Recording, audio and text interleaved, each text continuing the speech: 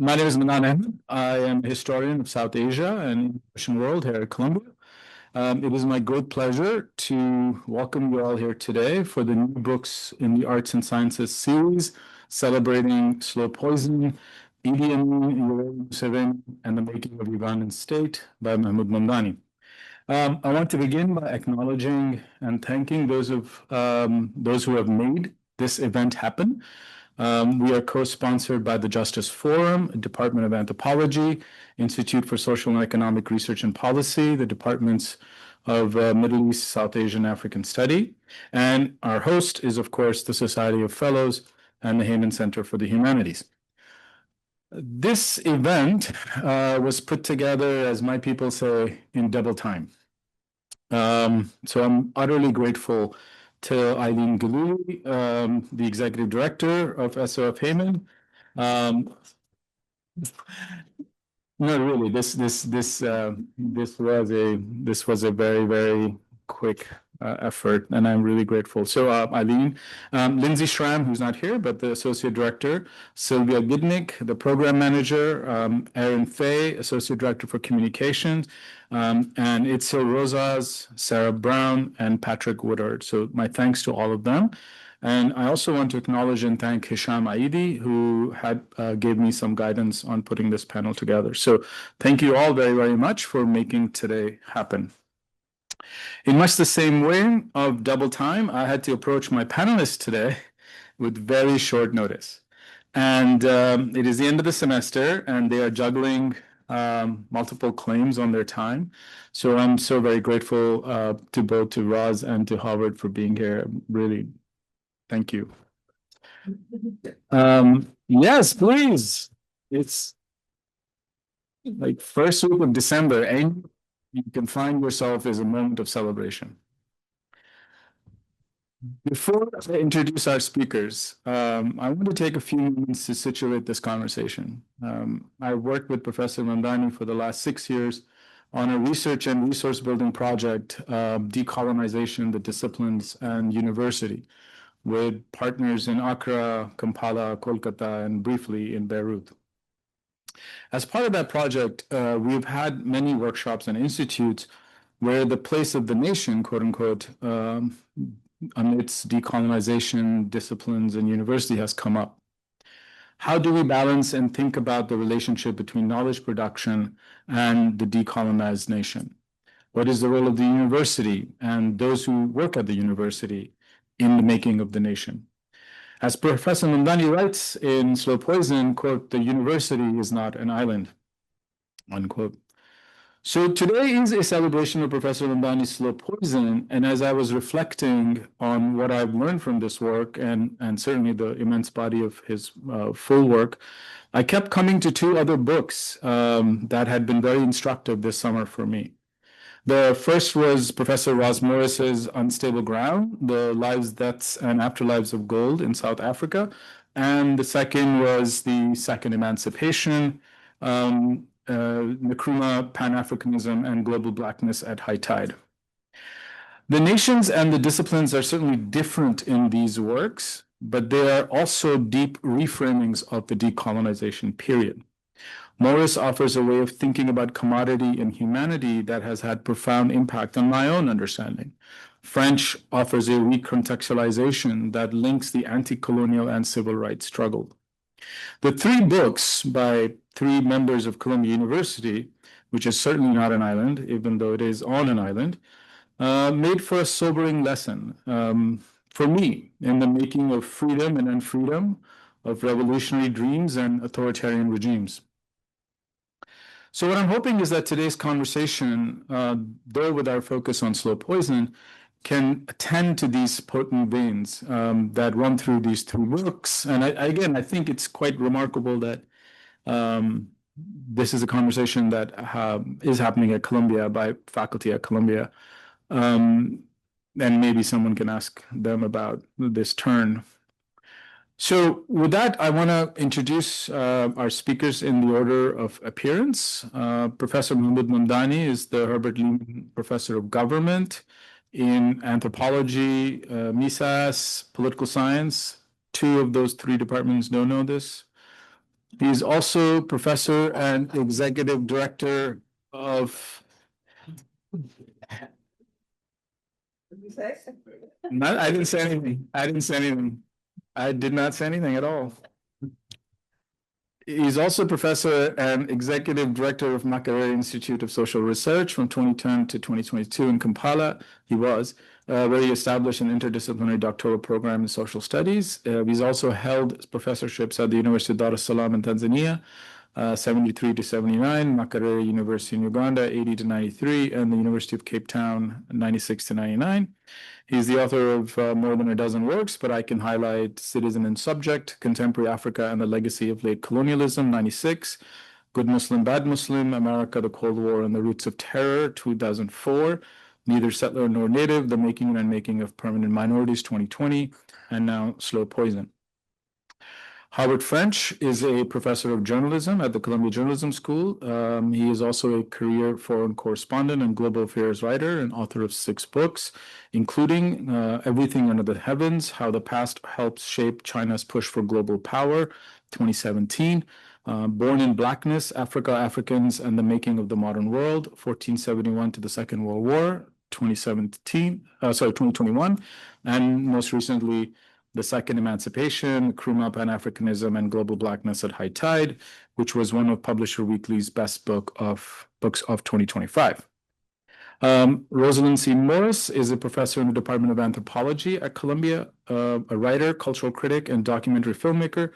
Work is addressed to the histories and social lives, including the deaths and afterlives produced in the interstices of industrial and resource-based capitalism in the Global South. Morris is the author of New Worlds from Fragments, Films, Ethnography, and the Representation of Northwest Coast Cultures, 94, In the Place of Origins, Modernity, and Its Mediums in Northern Thailand, 2000, and most recently, Unstable Ground, The Lives, Deaths, and Afterlives of Gold in South Africa, which won the 2025 Columbia University Press Distinguished Book Award.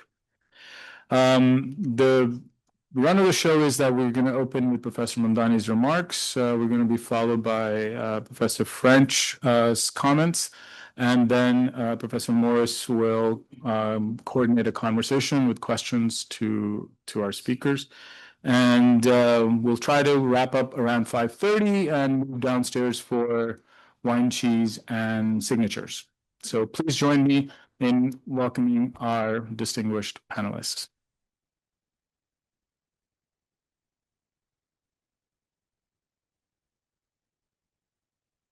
Oh. Thank you, Manan, for taking the initiative to organize this conversation. Thank you to the panelists for first reading my book. Not for the first time.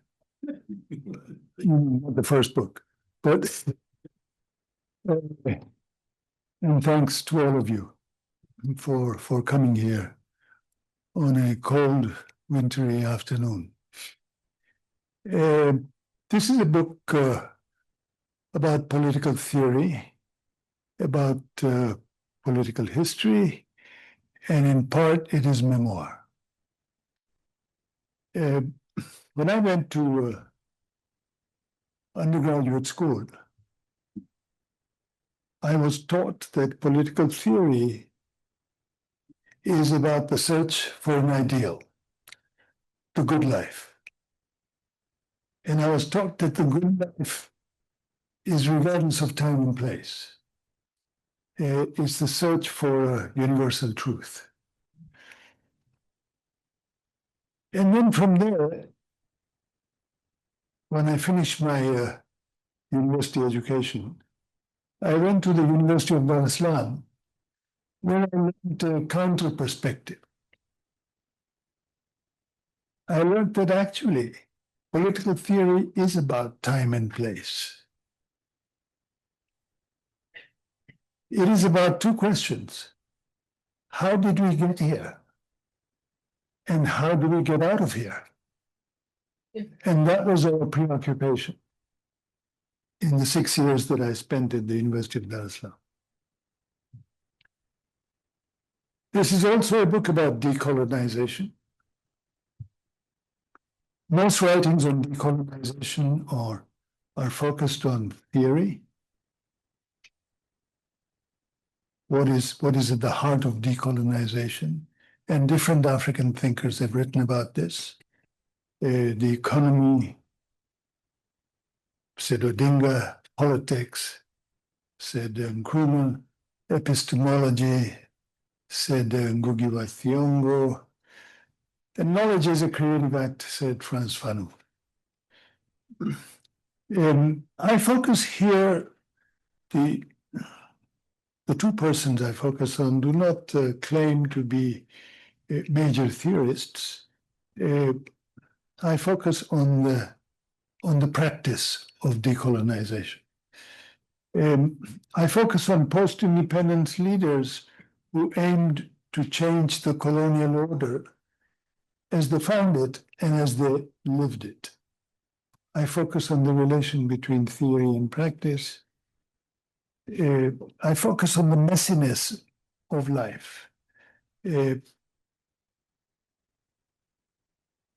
Lenin was fond of quoting Goethe.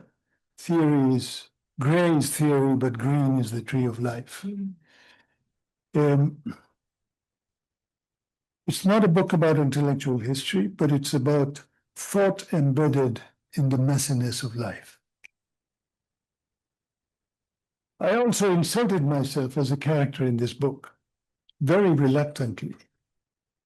I was more or less pushed by my wife and my son, who kept on insisting that you bored us with these stories over years.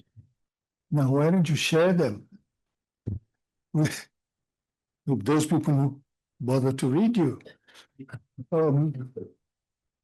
And there's a reason I was reluctant, because I had been brought up in the tradition where academics claimed objectivity. When I wrote a book, and I wrote many, I was always an outsider, a witness, an observer from a distance. In this book, I'm a participant with dirty hands who makes sense of things after the fact, in retrospect. As Hegel would say, the owl of Minerva takes flight at dusk. Well, I just want to read a page and a half before I pass on to my colleagues. I first saw Idi Amin in 1972, after I returned home to Kampala from the US to begin research on my doctoral thesis. Ali was really the head of the political science department at Kampala's Makerere University, had suggested I join the department as a teaching assistant, which I was delighted to do. That same year, I came to Makerere to preside over the university's 50th anniversary celebrations. From the moment he was the center of attention. As he took the podium, Amin's remarks had the effect of a tremor. Quote, I came here with a battalion of soldiers so that when you lift your heads from your books, there's power. Doesn't sound as bizarre at Columbia today. Stunned. Then came a courageous statement. Quote, on to the hall, I stopped at Mulago, the University Hospital. I looked at your records. I see that most of you are suffering from gonorrhea. I will tolerate you spreading political gonorrhea in Uganda. This was my introduction to Amin's analysis of public buffoonery as political performance. A year later, I joined the University of Dar es Salaam as a young lecturer. There I met Yoweri Museveni, who had graduated from the university and taken a job as an instructor at the Cooperative College in Moshi, Tanzania. I had heard of him as the charismatic head of the University Students' African Revolutionary Front, USAF, at the University of Dar es Salaam. Perched on a hill several miles from the city center, the university campus was generally known as the Hill. Not a shortage of anecdotal stories when it came to Museveni. One went like this. In the week after Mao's death, Mao Zedong's, Museveni was teaching at the cooperative college. Before class began, he walked to the blackboard and wrote something like, Mao was a great man. No, Marx was a great man. Marx is dead. Lenin was a great man. Lenin is dead. Mao was a great man. Mao too is dead. I too am not feeling so well. To think of Museveni as modest. Thank you.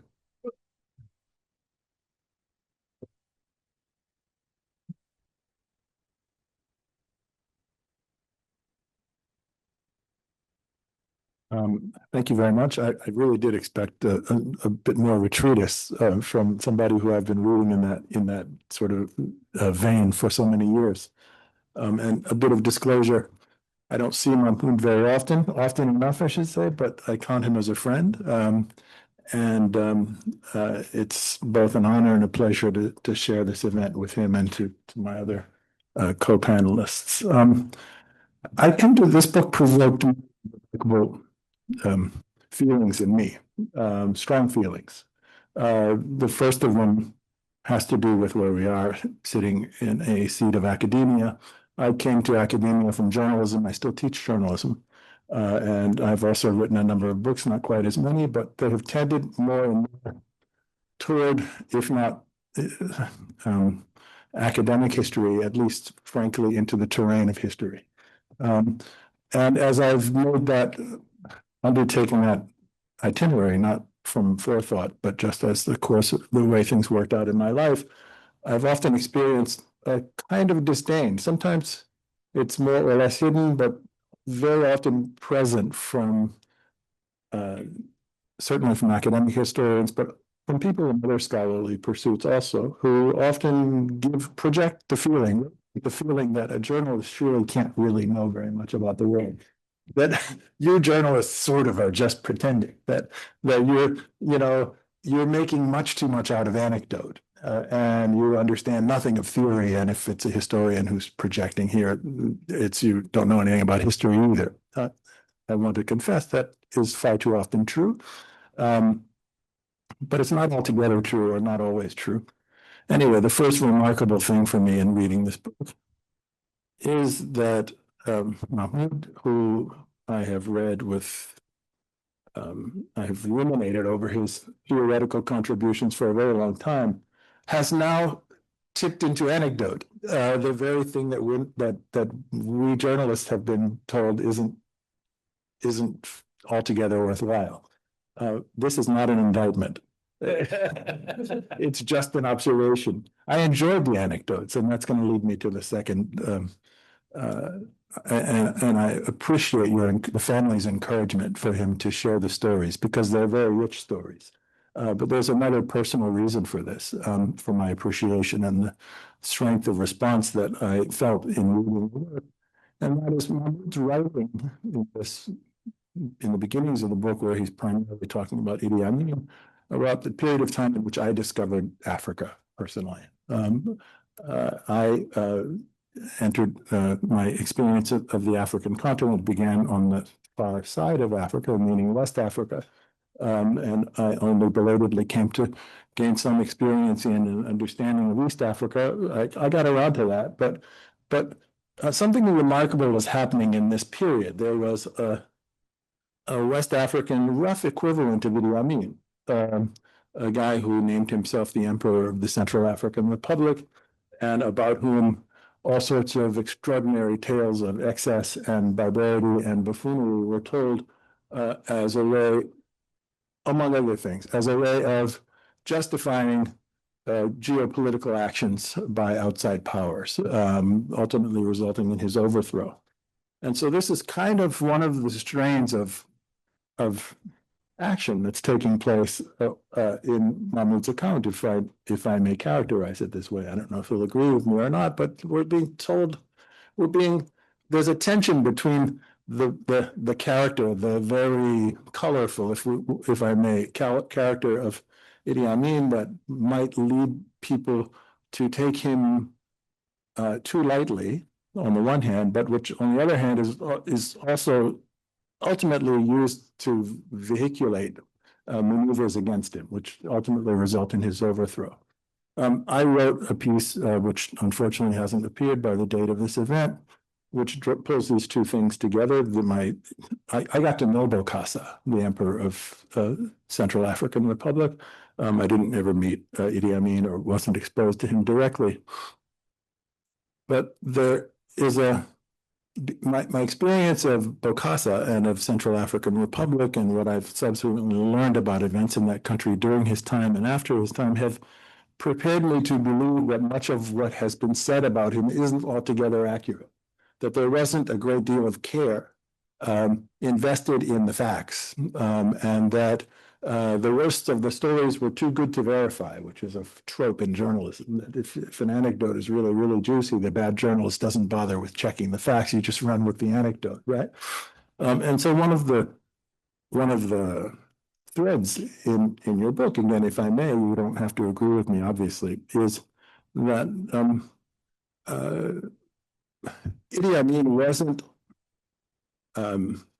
the absolute monster that he's made out to be, that he did have some redeeming features, or that he was caricatured beyond what the facts actually warranted and held to blame for more than he was actually due. And so I welcome you to correct me or to revisit this my attempt at summarizing your assessment of him. I don't know if that's what you would say in a live conversation or not. I am telling you and the audience that I think that's the case with Bokassa. I also know, by way of some of the reviews of your book in the general media, that some of the reviewers are still unprepared to believe, even on the basis of unstinting research on your part and personal experience that you lived through, that unprepared to believe that this monster, which was so, whose persona was so carefully crafted and so richly embellished upon, they're unprepared to believe that this couldn't be true, that it couldn't be altogether true, that all of the worst things that were said about him can even be slightly diminished, never mind dismissed. And so I wonder if, for the benefit of those who haven't read your book, and for my benefit as well, if you could speak a little bit about, this is a long story. This is, Idi Amin's easily half of this book. Under vicious times constraints, what can you tell us about who Idi Amin actually was, and in drastic summary fashion, what his actual record was of power? This is omitting, of course, the maneuverings of the British, for the most part, the maneuverings of the Israelis, for the most part, the geopolitical stakes in the region, et cetera, et cetera. If you could sort of drill down a little bit for our benefit on Idi Amin, I think that would be very helpful. The other thing I would like to ask you, just by way of preliminaries, is there's a kind of omission in your book, which I find curious, and it concerns the following. One of the most remarkable things I find about Uganda is the string of leaders that it had from Amin to Obote, from Amin to Museveni, but with Obote in the middle, and we don't hear much about Obote. Now, this is also a source of personal reminiscence and powerful recollection on my part. My early experiences in East Africa involved actually the end days of Milton Obote's regime, which were, I found myself in Kampala for the first time, absolutely terrifying circumstances, people, dead bodies turning up all the time, horrible stories of all kinds of things happening, myself being sort of waylaid by the police, drunken police people in Kampala. Those stories are not important to this conversation, but how do you explain to us, I don't know if luck is the right word, how do you explain, how can one begin to understand the extraordinary coincidence I don't know if coincidence is the right word, the extraordinary fact of having three leaders like that in such rapid succession. What does that tell us about the decolonization, if anything? What does it tell us about Uganda in specific, if anything? I'm hard pressed to name a country off the top of my head that has had such a compressed run of characters about whom one can establish such a stark and striking record. And I was left, in French, you would say, on my thirst, because I wanted to know more about what you would say about Obote. And of course, one book can't say everything about anything. So that's what I would like to offer by way of preliminaries, and I would like to express once again my appreciation for the work, which I did enjoy reading quite a lot. I don't blame you at all for the anecdotes. They were rich and paid off richly. So thank you.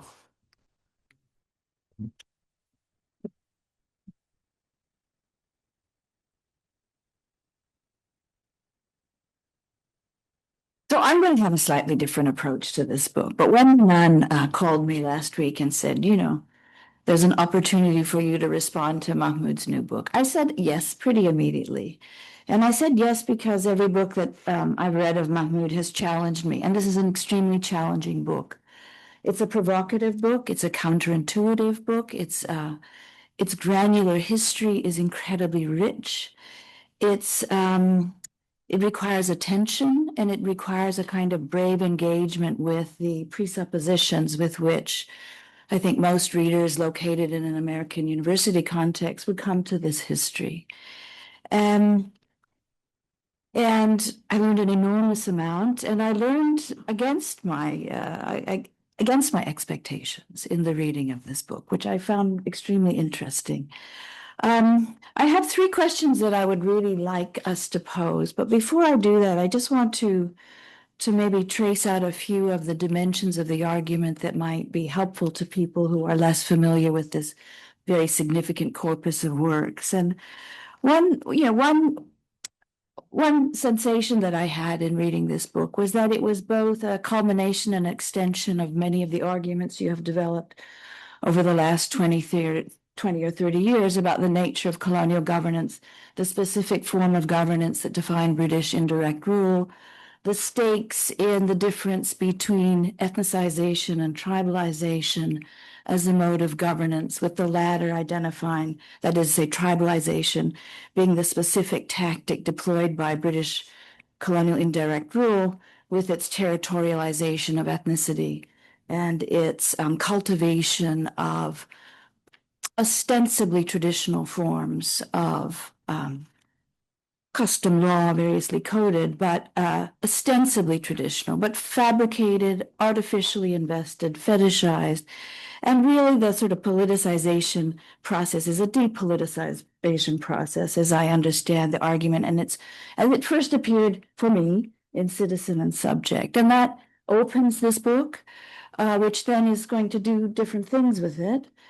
There's a kind of return to the argument of good Muslim, bad Muslim in the section on the book on good Asian, bad Asian, which opens the conversation of the expulsion of Asians from Uganda in 72, in which that Manichaean opposition prevents an analysis of class. And one of the things that the book tries to do is to introduce questions of economic disparity, the relative exposure of different groups of people to both temptation, opportunity, and opportunity to exploitation, but also vulnerability and exposure to exploitation. As that relates to the question of identification within and across African and Asian lines within Uganda, within East Africa, within the British colonial African project, a side question about whether that really defines the particular forms of governance in Lusophone and Francophone colonial Africa is a different question. But these elements from this long-standing engagement and effort to think about how colonial governmentality worked and what its after effects were produced something very different in this book. This is a book that is oriented by what, here's my sort of Wow, we're going to go there. A kind of comparative analysis of Idi Amin and Yoweri Museveni.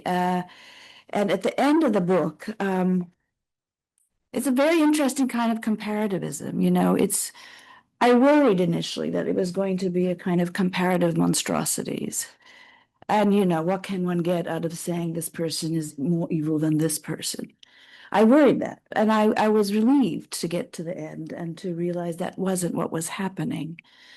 I realized that these two figures were making visible or available to us through your account an analytic of the not only different legacies and forms of governmentality within the colonial era, but in the post-colonial era, and marked by, I suppose, the intervention of a certain kind of neoliberal opportunity, which Museveni takes through the Washington Consensus, and how that maps onto remobilizes these structuring principles of the colonial era. So, nonetheless, at the end of this book, if I may, because you didn't read so much of it, at the end of this book, in the final chapter,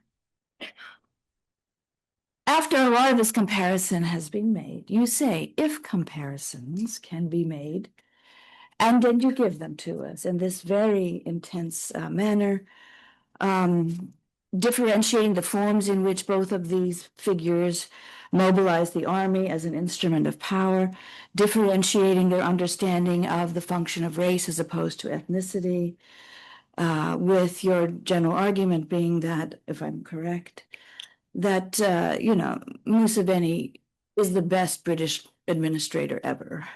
That he is the great inheritor and master technician of a divide and rule on the basis of ethnicization and so forth. Is an anti-racialist but can't undo racialism and so forth. And along the way, we learn about the relay between Israeli and British, British, Israeli, and British, and then American efforts to intervene in this scene, and the complex relations to the adjacent states. So I, as I said, it's such a complicated argument, and one is, I think, invited to explore these temptations to go with a certain kind of cliche, and then given reason to pull back. And you say that in the opening, I don't know, first 10 pages or so, I ask the reader to resist the temptation to go with the media. I ask the reader to shed certain media-driven preconceptions before reading this book. And I don't imagine that many people can before they read the book, but maybe in the course of reading this book, they will do so. So my questions for you are really of three kinds, and I can maybe just, some of them I think are things you both have things to speak about.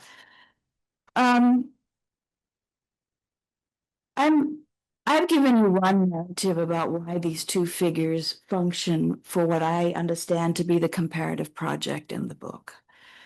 But I'm wondering too, if in this particular moment of autocracies, charismatic authoritarianisms, and so forth, in which political rule is so thought under the signature or the name of one or another person, whether you also were motivated by, or were speaking to, or want us to undertake a second comparative gesture to think about what allows for an individual, an autocrat, or whatever one wants to call these charismatic figures, to both organize thought about rulership and to prohibit thought about politics, about the task of democracy and so forth.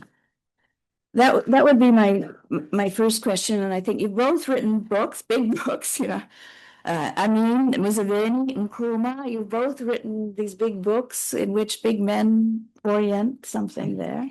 Can you repeat that question? Can I repeat it?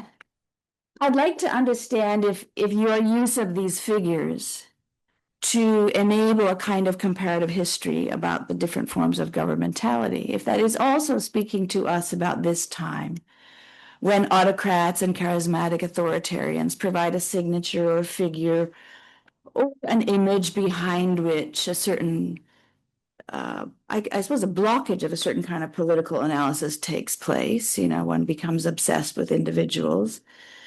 And or whether this is, are you asking us also to think laterally? This isn't just Amin and Museveni. This is also all the people running our various more familiar shows.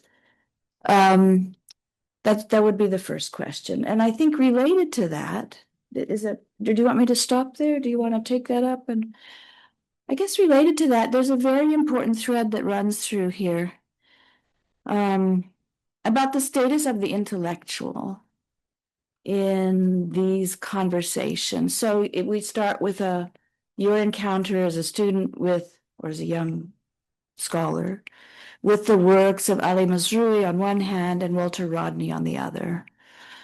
And you, I think, privilege Ali Mazrui's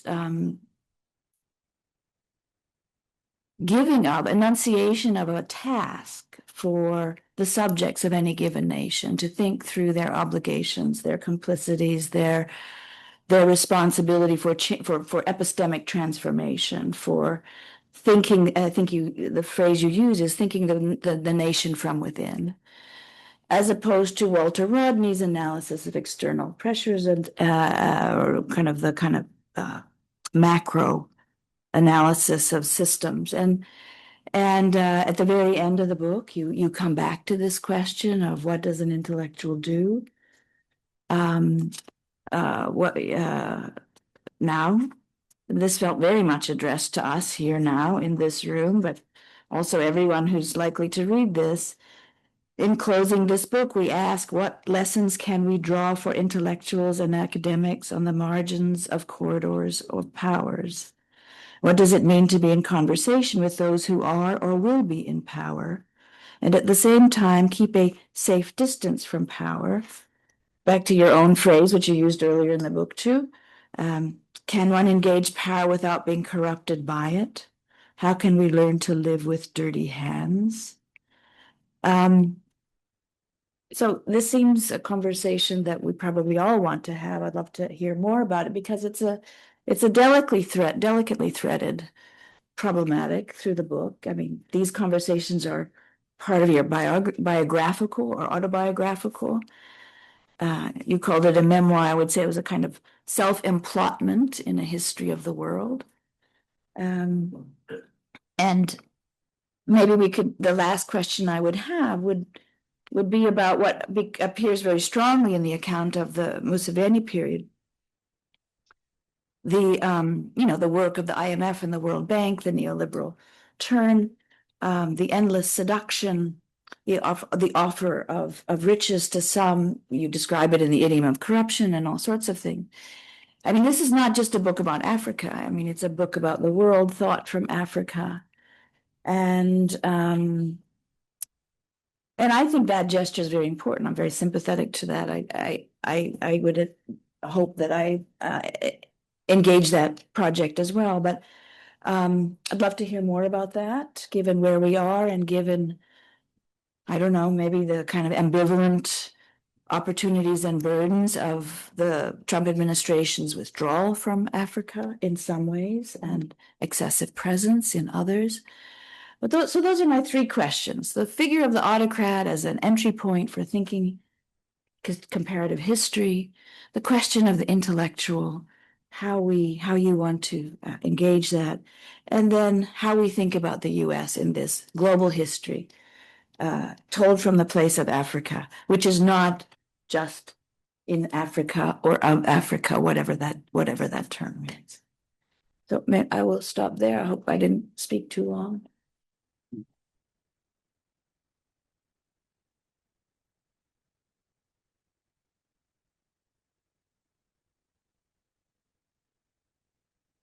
It's definitely you.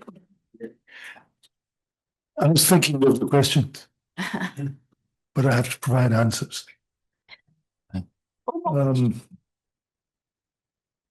Well, thank you. I'm sure these questions will allow me to think through this book long after this event is over. So these are provisional answers, provisional engagements. So Howard's question, who was Idi Amin? And why is Obote not here in this book?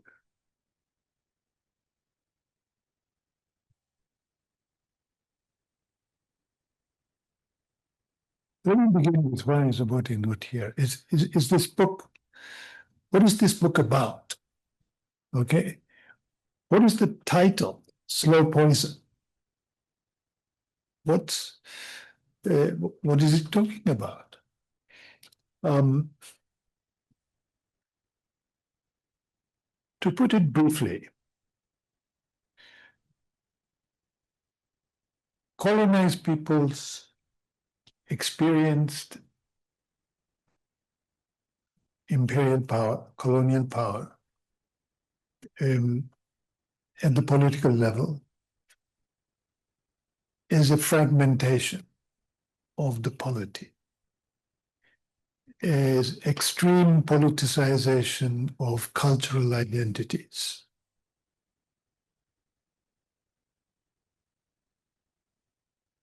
There were two responses to this predicament in Uganda's history, which have had a telling effect on the making of the state. The first response was Idi Amin. Idi Amin asked the question, who is the nation? Who belongs and who does not belong? Okay. He created the nation against this background of British colonial divide and rule, extreme fragmentation. He created the nation through an act of exclusion. The act of exclusion was the expulsion of people of Asian descent, 1972. The nation he's created was the Black nation, across tribalism. He more or less sought to give a death blow to tribalism. Museveni came to power preoccupied with the question of how to keep power. And the answer he found was the same as the answer the British found, which is fragment the population. So in his first year of rule, where there were 20-some districts, he created 132 districts. Each district was a political entity. Then he brought the British legacy, sort of renewed it, updated it. And the core of the British legacy was to divide the population in the country into two groups, those indigenous and those not indigenous. Right? Those considered not indigenous had no claim to political rights. They were the migrants. The colonial system depended on migrants, whether it was migrant labor, whether it was migrant traders, they were migrants, Brandis. And they helped the British keep the natives in order. That's what the migrants did. Asians were part of the migrants. Museveni understood that if he could redivide this polity into multiple districts, multiple entities, he could be the one at the top, giving it coherence. So Museveni tribalized it. Amin built a nation. So this is the dialectic that I'm interested in. Okay. Corruption, terror, all this they were side stories. They cemented these political projects. Now, who was Idi Amin? So Idi Amin is recruited as a child soldier by the British around the age of 14 or so. And he is taught the arts of counterinsurgency. He is deployed in parts of the East African territories where insurgencies are rife, in the Mau Mau, northeastern Uganda, western Uganda. And being a counter-terrorist, counter-insurgent, that's a polite phrase for state terrorism. That's what he specialized in.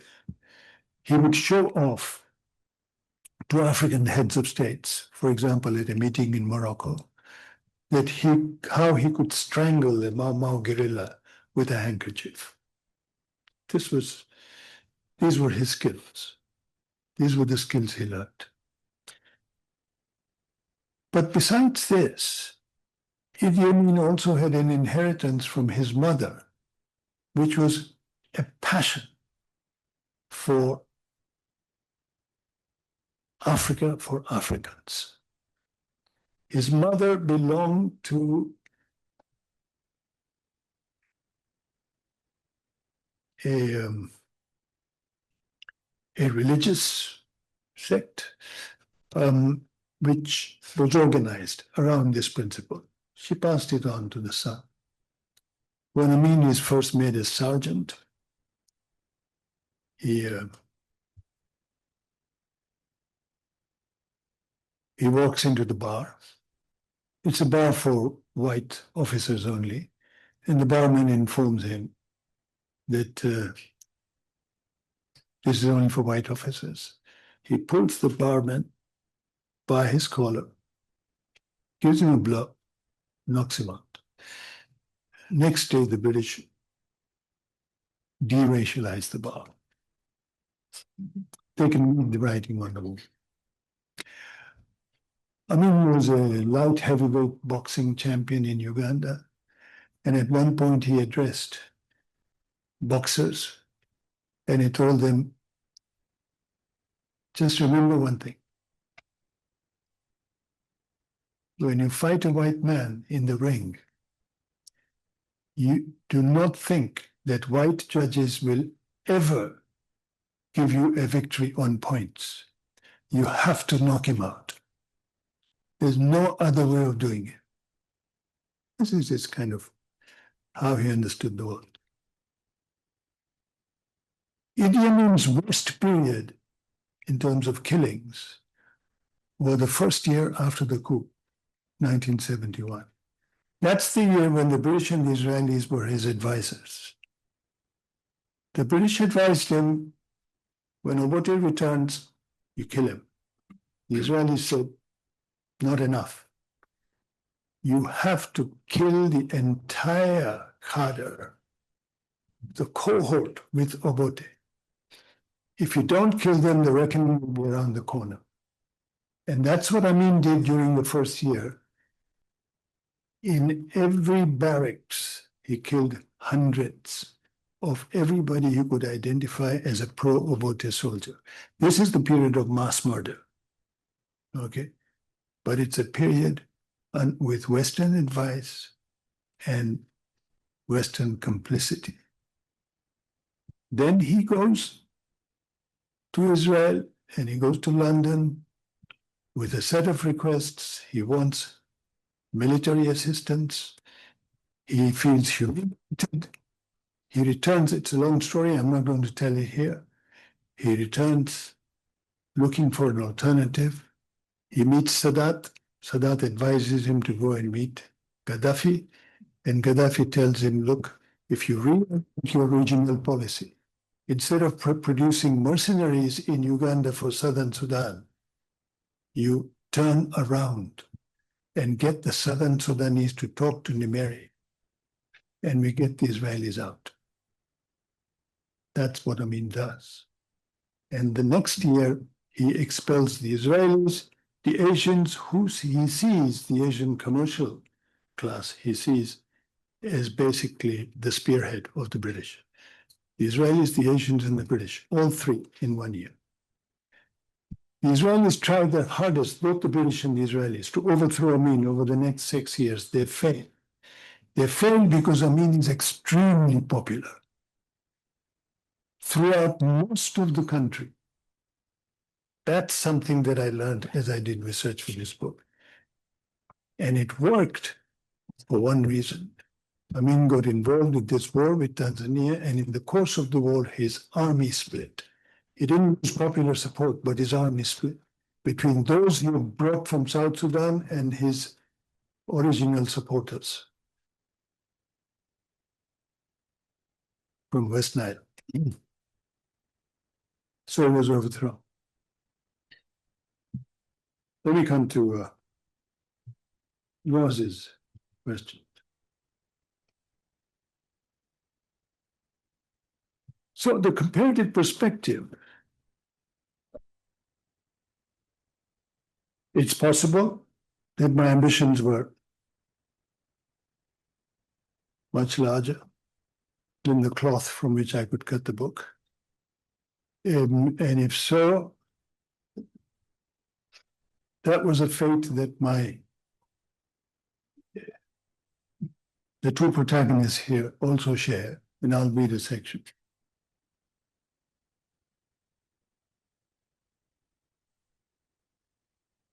Idi Amin and Museveni were both responsible for shaping the post-independence Ugandan state.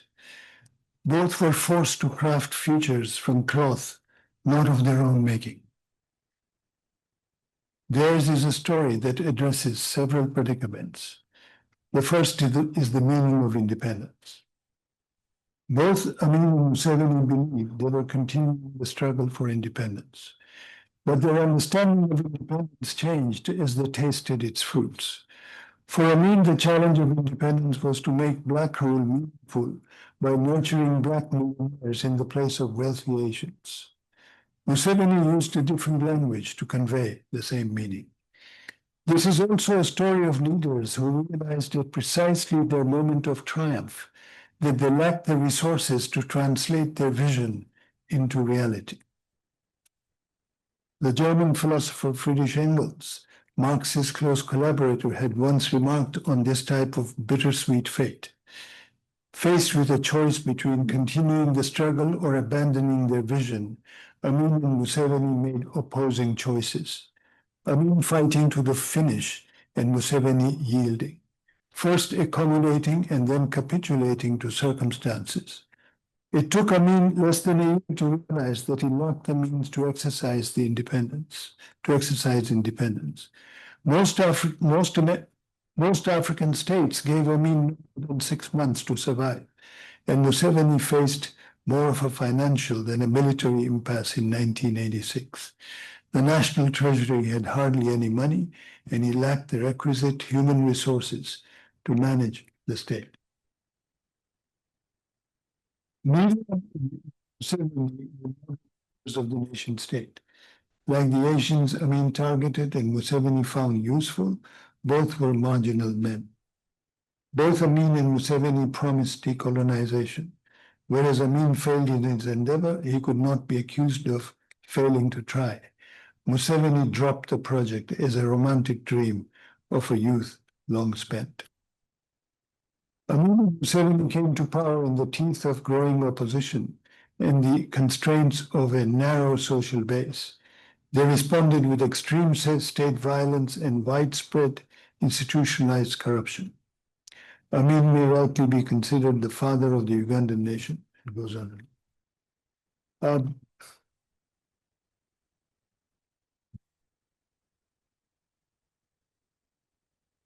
Well, the status of the intellectual and relationship of intellectuals to power. So there are two kinds of intellectuals here.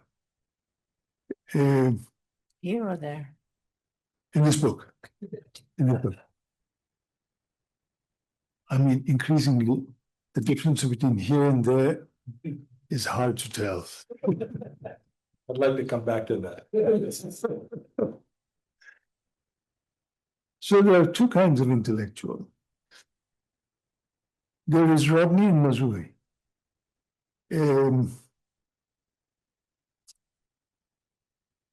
Rodney is determined to embrace the left nationalism, the nationalism of Nyerere. He goes to the countryside on weekends. He spends time working in Ojama villages, digging with peasants. And he writes about the need to how Europe underdeveloped Africa, and the struggle continues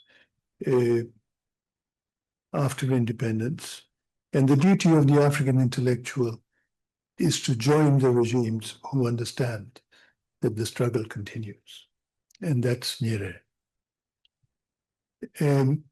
Museveni is a critic of nationalist power from within.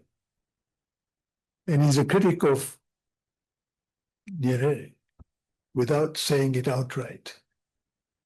One of his most interesting essays, written in Transition magazine in Kampala, it's called Tanzaphilia. It's just 3 pages long. I would strongly recommend you read it. Anyway,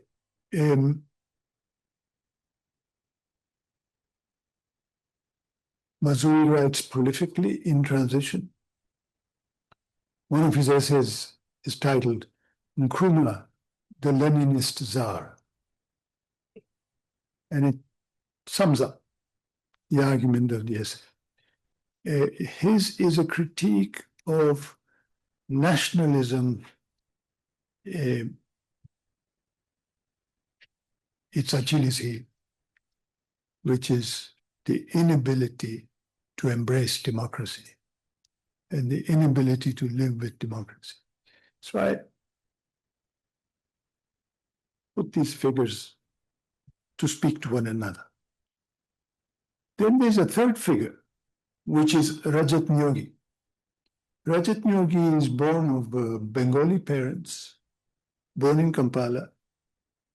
And Nyogi begins a magazine, Transition, the year of independence. And he fashions Transition as both a literary magazine and a political magazine, and a sort of political analysis. He also thinks of the magazine as its audience, as the nation. And who is this nation? The nation for Nyogi is everybody in Africa, but also Black people outside Africa. That's the nation. So Langston Hughes, James Baldwin, South African writers, all of them write in Transition. It's quite amazing. This is a local paper in a sense. Half its readership is outside. Nyogi is eventually jailed and has a tragic fate. But Nyogi is the other type of intellectual who doesn't, he's sort of an organizer of ideas. He doesn't really comment directly on it. He loves the good life,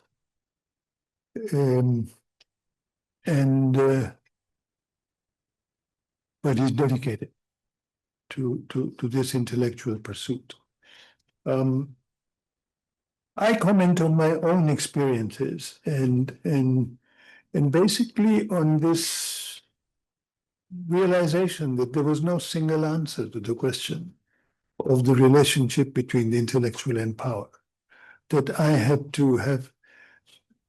ended up with a different decision each time.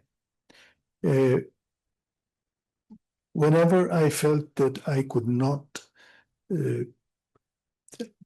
shape the menu, that the menu was given to me, and I would have to choose something on the menu, I would say no. So when I was asked to become Inspector General of Government, kind of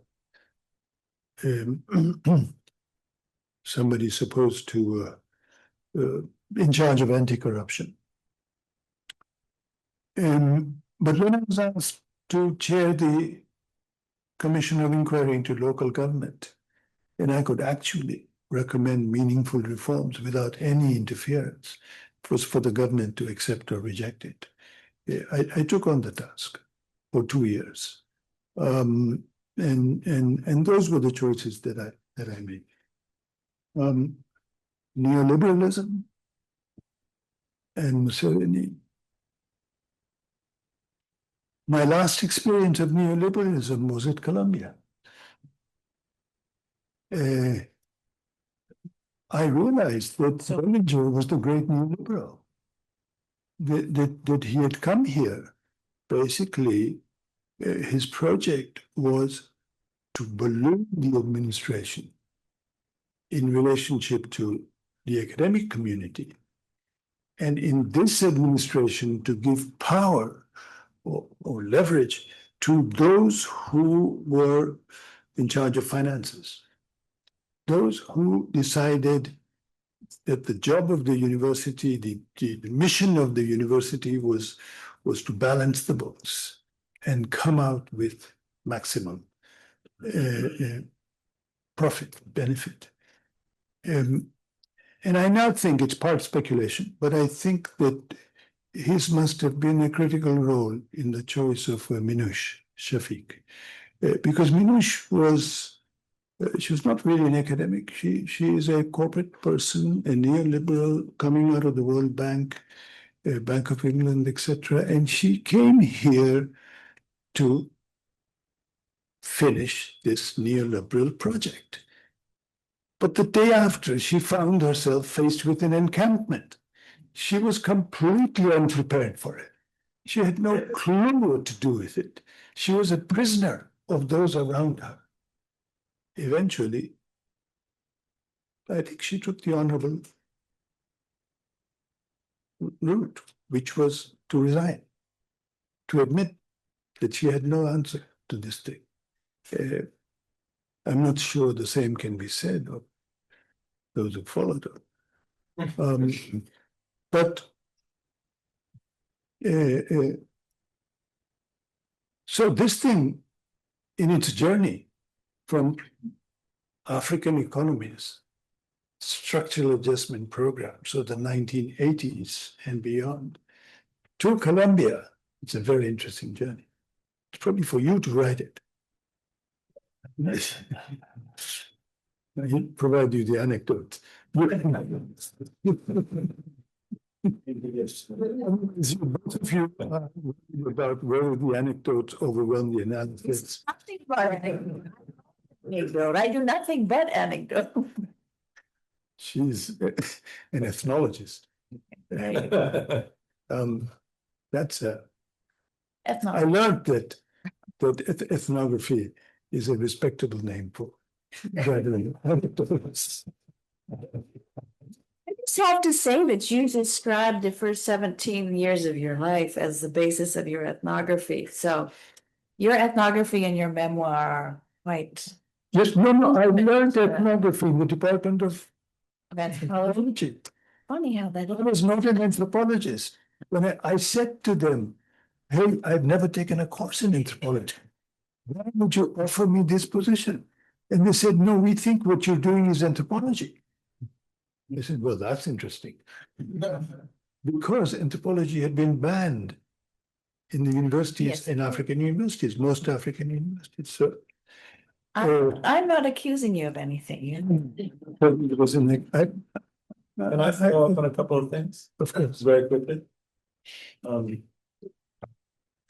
Firstly, because both of our works are fundamentally about the decolonization era, and you've invoked other people from that era, like Nyerere. I think one of the things that's remarkable, one of the things that was remarkable to me in thinking about this era, and the impression continued through the reading of your book, is I think in our presentism, it's hard for us to imagine this, but how scarce the resources were that African leaders in 1957 or 1960 or 1962, whatever the case may be, actually had at their disposal for creating from scratch viable nation. And some characteristic responses came out of this. One of them, very different flavors, but in the case of Nkrumah, who I wrote about, Idi Amin, who you wrote about, Blackness became a lever. It became a source of cohesion and a basis of legitimacy. Idi Amin's usage of Blackness was turned totally inward, as best I understand it, or primarily inward on the Ugandan nation. I don't think that was true of Nkrumah. I think Nkrumah's project was, as the title of my book suggests, Pan-African in nature, and I think this was heartfelt on his part. But I think these responses have something in common, and they are rooted in part in the absolute barrenness of these new nations in terms of the resources that they could draw on. Colonialization had nothing to do with building states that would be viable for the purposes of Africans in some post-independence era. So that's the first thing I'd like to say. The second thing is you referred to democracy, and I don't take issue with the way you spoke about it. I think you were mostly talking about Mazrui's discontent about Africa's turn toward authoritarianism, but I think we need also to expand our understanding of what democracy means in a decolonial context. I don't contest the notion that pretty much all of the people who have come into discussion today, national leaders who have entered into the discussion today, including Nyerere, acquired, took on, built up a system of authoritarianism. The details varied significantly in each state, but I don't think that one can say simply on that basis that these were completely that all of these, I'm not talking about Idi Amin now, but that all of these were anti-democratic projects. Democracy isn't simply about saying you have adopted a Westminster model and you're going to set up a schedule of elections and that you have, a set of non-parties that are going to vie for power under fixed rules and on a fixed schedule. The Nkrumah project, the Nyerere project, also different from one another, had notions of economic democracy and global structural democracy to them that I think were important and are too easily discounted, including by Mazrui in speaking about the authoritarian excesses of African leaders, which were real. The second thing I want to say, I'm trying to be really quick here, is that I really appreciated pretty much everything you said. I want to come to your class now. Classes, and I'm not flattering you. Idi Amin, Bokassa, who I saw up close and wrote a bit about and have thought a lot about, were caricatured by my profession, by the media, for the purposes of masking power plays on the part of Western hegemons, right? Doesn't mean to say they weren't up to awful things, that they didn't commit terrible acts, but you said something about, and this is very crude paraphrasing of being induced into sort of not looking at the politics. And I think the buffoonery, to adopt Mahmood's word, that was the images of buffoonery that were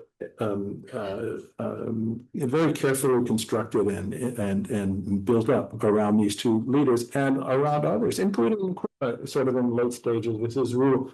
In fact, done so as part of the deliberate political project on the part of the West, that felt very much ambivalent about losing its place in Africa, about losing its control over Africa, about losing its authority over the direction of Africa, about losing its grip on Africa's place in the world. And so building up these caricatures involved very distinct political motivations, and were successful for the most part. I'm riffing here, but the last thing I want to say, and this is to go really quickly, is you also said something quite interesting about, and Mahmood did also, like the past or over there and here, or it's harder and harder to distinguish. Museveni was not just a tool of the West. Museveni, I guess I'll formulate this as a question to Mahmood. Wasn't he also in final analysis, somebody who figured out how to use the West for his advantage? I'm not saying for Uganda's advantage, but for his real advantage, politically speaking, that it's easy to talk about African corruption. This is a part of this kind of perpetual stereotype and caricature of Africa. But didn't Museveni, you detail this in your book beautifully, didn't Museveni understand in a really deep way, and I say this as somebody who has actually never admired Museveni, but didn't he understand very keenly just how corrupt political systems were in the West, and how if he sort of stuck the needle in the right place, he could unlock everything to his benefit, because people were eager in these Western systems to profit. I'll just stop there. So it's to turn the coin onto the other side, and to say that there's the manipulated and the controlled, but there's something going on in the other direction too that I think is vital and worth focusing on a bit. You do so in the book. Manan, did you want us to gather some questions? Yeah, I think from the audience as well? just in the interest of giving Mahmood more questions to answer, it will be good for the audience who, some may not have read the book, but you can comment on the conversation. So we have a speaker, if people can please kindly that right there, gentlemen, thank you. And then there's Ansel, and then also. Thank you. So not living talk. I'm very much enjoying it. My name is Tom Ransom. And my question was lots of questions, but I'll keep it to one. 1970s, pluralism, fascism, had a very different view of it. I think your days back in Uganda, when you were, I don't want to mischaracterize it, close to the NRM, 70 well. How was your own personal journey of essentially revising your views of these two rulers? How did that emerge over time to give us this very, very different view in this book? Right, maybe one more over there.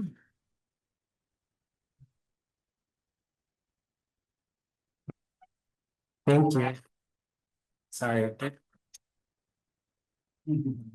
Yeah, okay, thank you so much. I wanted to ask a question related to the timing of this book coming out. I think it's really interesting that this book comes out almost 50 years after another book that wasn't mentioned, which is Class Formation in Uganda, which you published in 1976. And the debates in Dar es Salaam at that time about the role of class in the production of state formation in East Africa are somehow coming back into vogue. There was like a new edition of Issa Shivji's book, which is written in the Tanzanian context, and also Yash Tandon released a series of debates in which you were also involved, which were written at that time about the role of class. And Issa Shivji is trying to describe essentially, I think in a way, another side of what you're describing in your book, which is how in the post-colonial moment, a kind of parasitic, bureaucratic bourgeoisie that is actually remarkably diverse and not necessarily split into these kinds of tribal factions emerges. And he parses that in such a way that it is cutting across kind of the divide and rule tactics that are the legacy of British colonialism. And so, yeah, it's just interesting to me that this book comes out at a time when in Tanzania, a much different conversation is coming out in that or resurfacing about like the class content of Ugandan rule. And I was curious to know, I haven't finished the book, but I was curious to know how those questions and those debates from the 70s about class composition show up in your analysis of Museveni today, who, I mean, obviously, you know, he's taken the neoliberal pill, but he still talks about the comprador bourgeoisie. He uses these kind of Marxist terms and yeah, maybe they're just like kind of window dressing, but I think, yeah, I'm curious to know what your thoughts are about those. Yeah. Sorry, about my thoughts are about whom? About like kind of, well, those debates around like class composition in the 70s and what they have to tell us about the contemporary moment, but also about the way that Museveni is like kind of a relic of that moment and still speaks in its language at times. Please. Well,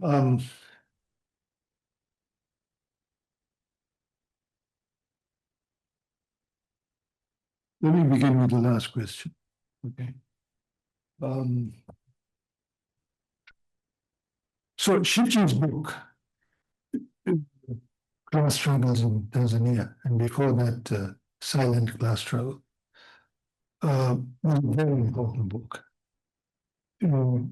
because it shifted the terrain of the debate completely.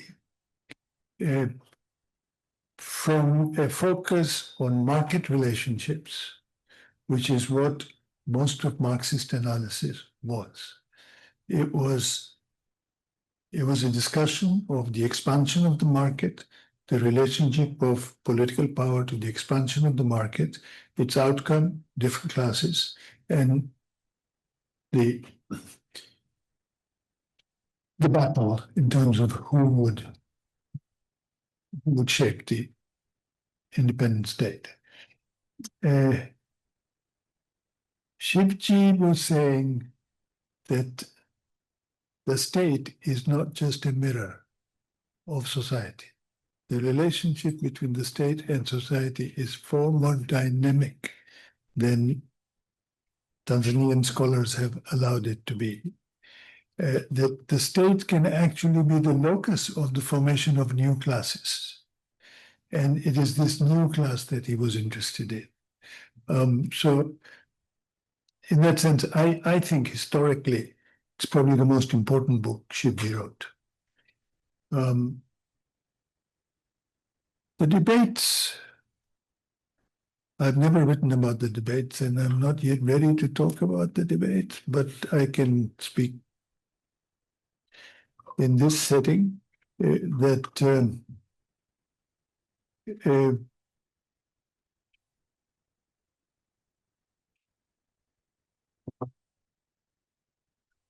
we at the University of Dar es Salaam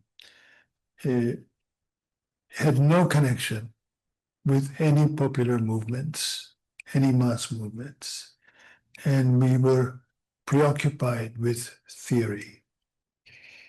I remember having 8 study groups in 1 week, right? A study group on capital. 3 volumes, took us 2 years. Study group on the First International, the Second International, Third International. A study group on the Russian Revolution, the Chinese Revolution, the Cuban Revolution, the Vietnamese Revolution. Study group on the agrarian question, like that. But we had very little connection with practice. And therefore we were easily looped into small theoretical debates, giving it world historical significance. And we threw whatever we could find at one another in a battle which we thought was going to be definitive. It's a caricature, partly, but only partly. So I came out of, it's strange, because I had come to that from Harvard.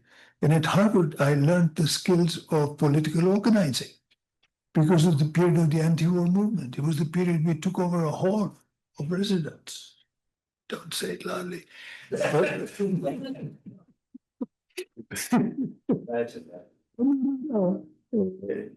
was a period when I was doing labor organizing. It was a period in Dar es Salaam, but I learned a lot in Dar es Salaam, without a doubt. Revising my view of two rulers, I began to revise my view of Idi Amin from the time I returned to Uganda in 1986.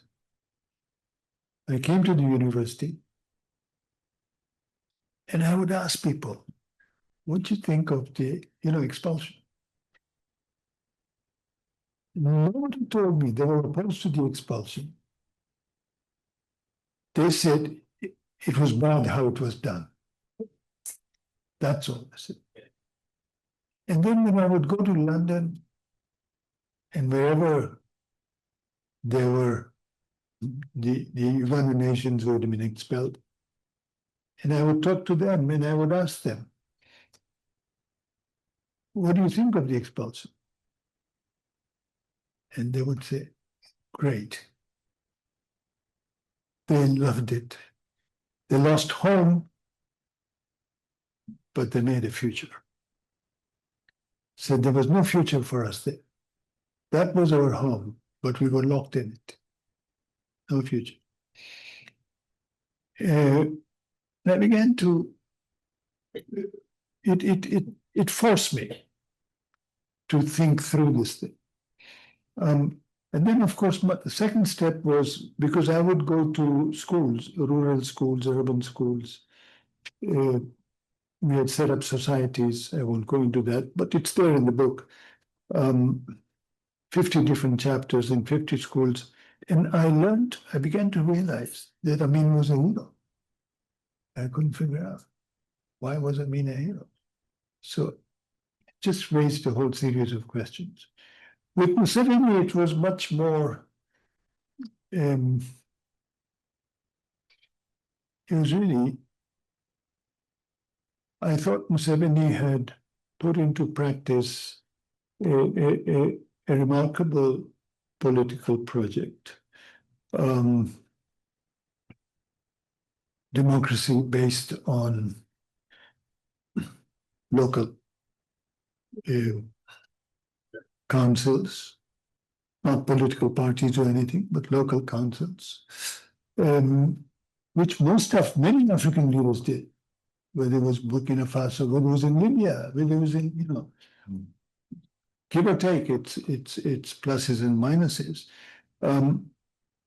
But then he turned it around completely.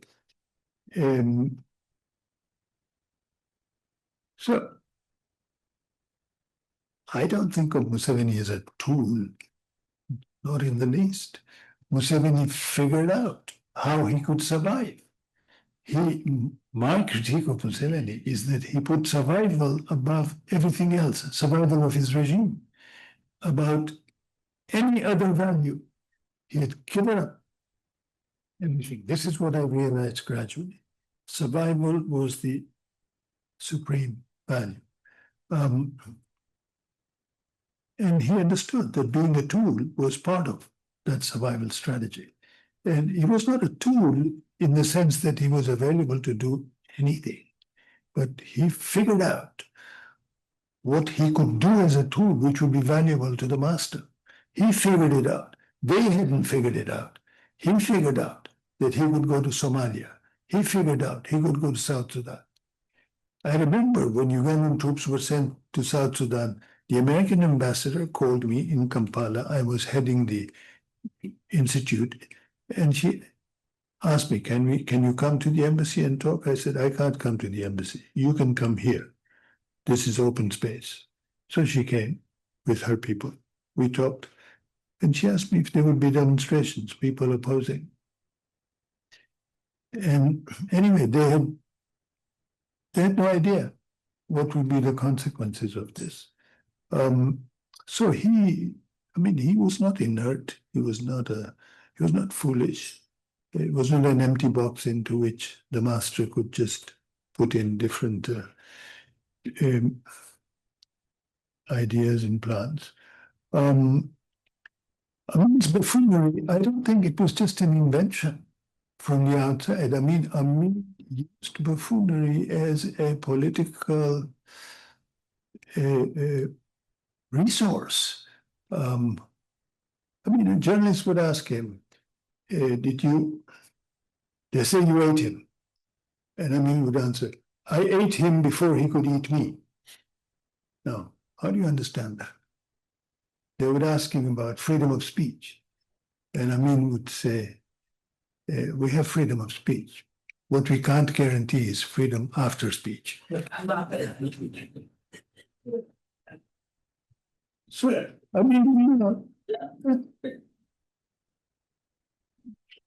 he was smart. He was saying that, do you have freedom after speech? We don't, do you? He sent a telegram to Nixon, wishing him a speedy recovery from Watergate.